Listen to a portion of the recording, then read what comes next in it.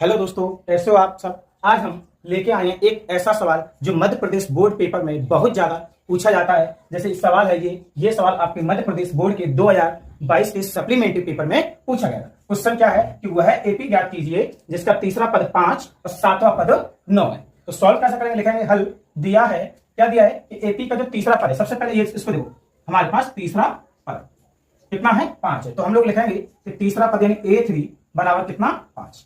A3 बराबर 5 दिया है। आप इसका समीकरण बनाओगे तो समीकरण कैसे बनाओगे, A प्लस, अब देखो जितने नंबर का पद दिया जाता है तो D के साथ क्या करते हैं, उससे एक कम संख्या का गुणा करते हैं। तीसरे नंबर का पद दिया गया है तो 3 से एक कम कितना होगा, 2D बराबर कितना, 5। समीकरण एक मान के इसको हम लोग यहीं पर छोड़ेंगे।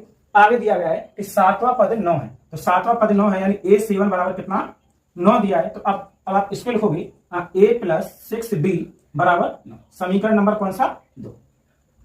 तो ये समीकरण पहला हो गया, समीकरण दूसरा। अब हम लोग यहाँ पे क्या करेंगे कि समीकरण 1 व 2 को क्या करेंगे हम लोग विलोपन विधि से हल करें।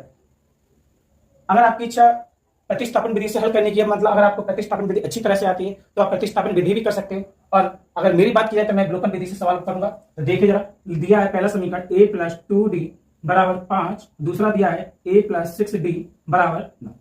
माइनस माइनस माइनस चिन्ह बदलेंगे, प्लस का डी प्लस का ए और माइनस के हमारे पास कैंसिल हो जाएगा।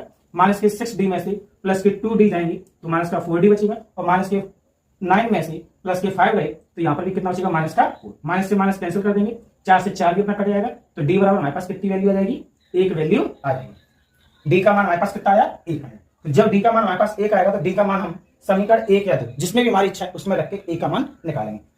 तो लिखेंगे D का मान समीकरण 1 में रखने, तो डी का मान हम लोग समीकरण 1 में रखेंगे। तो समीकरण 1 में रखने पर हमें क्या मिलेगा, A प्लस 2D बराबर कितना, 5। A प्लस 2, डी की वैल्यू हमारे पास कितनी है, 1 बराबर कितनी, 2 एकम 2 और 2 को पहुंचा दो 5 की तरफ, तो ये किसके जाएंगे, माइनस।